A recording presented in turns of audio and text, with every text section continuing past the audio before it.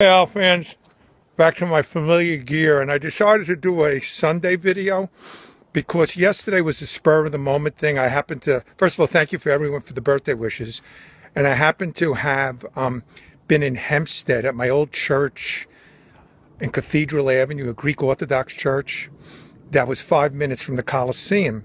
And I didn't even think twice of it. And then I got touched by some of the birthday greetings, especially the one that Ryan Marquis sent, where my whole family was there, and you see the Coliseum in the background.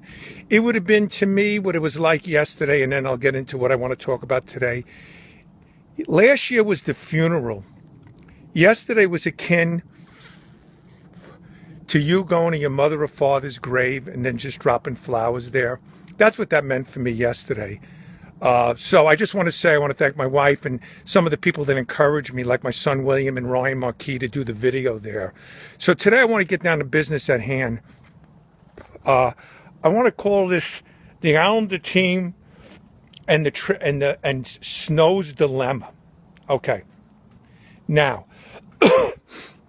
a lot of the younger fans, like I had the pleasure of speaking to Ryan yesterday for an hour, who had season tickets for the last 2 years of the Barn, and my son William. They come from the ilk that they've both said, and it's funny, you would think they're private messaging each other. Maybe they are, because we're family.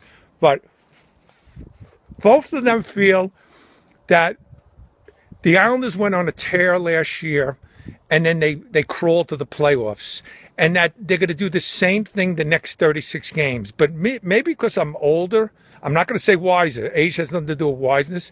My eyes see a different picture. I say to myself, what I've seen for the last 76 games, you heard me right, 76 games, is a team playing pedestrian hockey. Remember now, it's the same team. If you said, well, we have to break in Kessel, we have to break in Eberle, who we might have to be breaking in.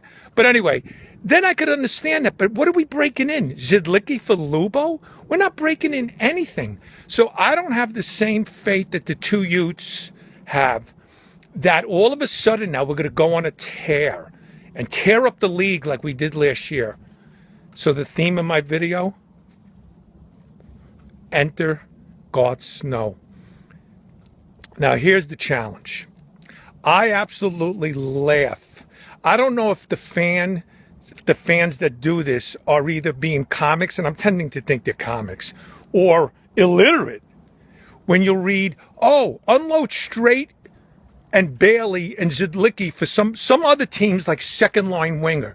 What do you think? These GMs are idiots? They're not going to take our crap and give you a second liner. Think about this. Oh yeah, Mr. Winnipeg, give me Dustin Byfuglien and give me Trouba, and I'm going to give you Straight and Bailey and Grabowski. Absorb $14 million of losers and give me your best players. Fallacy. Get that out of your mind. So now you have to say, who's tradable on the Isles? I'm playing opposing GM, and I go, Nelson, Lee, Strome, Hamonic, Oposo, Tavares. You heard me right. Now, before I advocate that, I'm not advocating Tavares or Nelson be traded. But remember, I've seen Gretzky traded, and we all know Babe Ruth was traded. So no one's untradeable. But for realistic reasons, Tavares and Nelson will not be unloaded. So then you take a look at the guys that the other teams want. Nielsen, UFA. Oposo, UFA. Hammer, he wants out and he's made it clear, but he's in the no rush. And I hate to say it, the way Strome and Lee are playing, they may ask for them because they think they could buy low. But I wouldn't get rid of those two kids. So now I'm reading this thing's really heating up with Eberle and that defenseman on, and it wasn't Nurse, I forgot the defenseman's name, on Edmonton for Hamonic and Oposo, and I'm going, what do we gain out of that? Now think about it. We're going to get rid of two guys just for the sake of making a trade? It makes no sense. Okay, it makes no sense. I'd rather do nothing than make a trade to just puff your chest and show the owners you tried something. So here's where General Manager Patelis comes in. Maybe I stole it from a couple ideas from other people, but what the hell, I'm doing this video anyway. I think to get the real blockbuster you need, it's still going to require Hamonic and Oposo. And it could be a 3-way, 4-way, it could be a million ways. But I think you have to be willing to part with what you consider your 5 jewels in the farms. Pulock, Dal Cole, Ho-Sang, Barzell, and that kid Bellevue. I always say his name wrong, but we know who he is. And here's my fear, and here's who I would say that would add to the trade. To me, I think almost made a big mistake. Dal Cole should be the chip that we add. I say Dal Cole because he could be a star, but Barzell passed him on the depth chart last year. Do you know Barzell was on the team on the Sunday when they played the Caps, and there was talk about he could be getting a 9-game tryout as an entry-level contract. He can't come up because he's too young to play in Bridgeport. That's how good he was. So Barzell has passed Dal Cole. And the one that they're going to want, other teams are going to be thrown in. Remember, I said that extra chip is Ryan Pulock. And you know what? I know he's not advanced defensively yet. Otherwise, he'd be up. But do you want to see a 105-mile-per-hour slap shot thrown in your face for the next 10 years? I don't. And if he's going to fail, let him fail with us. So me personally, I think for the Isles to change the chemistry of the team, I think that when players know, think about it, you have friends, right? And your friend confides in you and says, you know what, I'm leaving the company. And you're going, yeah, maybe I'm thinking of leaving too. It becomes like, it's not a good environment in the locker room, and I'm talking about Hamonic. Then I read Oposo supposedly maybe going free agent. If I'm Snow, and he's not signed February 29th, I don't want Thomas Vanek. I really don't want where we try to ride him in the playoffs, we don't sign him, and then we lose him. We get nothing. If his agent doesn't sign an extension, this is me now. I know it's not going to happen. Then I'm unloading him.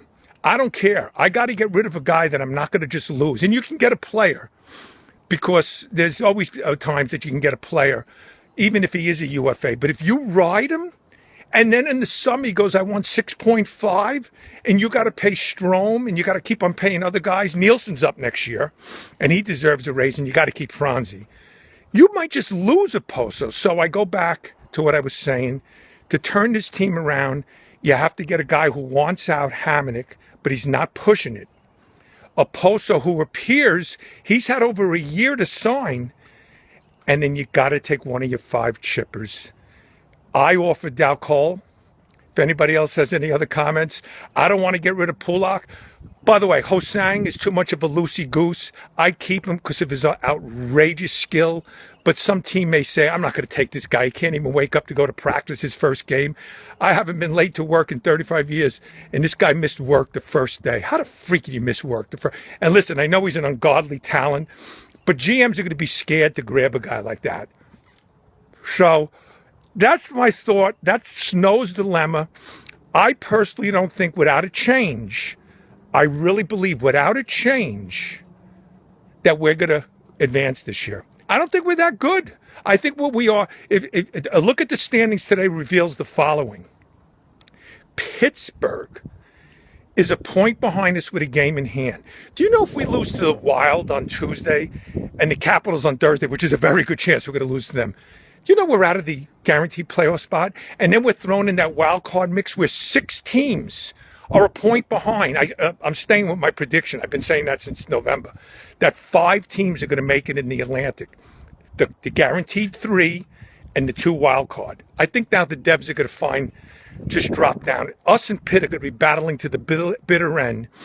You could throw the Rangers in there, but the Rangers always find a way because they got a great goaltender, veteran D, and you watch them make a deal. You watch them make a deal. With no cap space, they'll make a deal. And we have $6 million in cap space. And February 29th, it's Garth Snow's graduation day. He either gets wiped out with the new owners next year, or if he can turn it around and get the Isles passed around, I'll tip my cap to Garth. I will, because I know he's got a difficult situation. So with that in mind, a follow-up to my very emotional and farewell to the Nassau Coliseum yesterday to moving forward today to what this team needs to do to get to the next level. So with that in mind, next week, look at the teams we play. Dubnik and Ovi. I mean, the best we could ask for is a split. I mean, we can't go 0-2, and I will be doing next week's show sitting in the snow if we swept them. Oh, sitting in the snow. Why did I even offer that up? How could you even prove that I'm sitting in the snow? Because you're looking at me. But anyway, that's not going to happen, so I'm not going to be sitting in the snow. So anyway, with that in mind, let's go Isles. And thanks to all of you that wished me happy birthday. I appreciate it.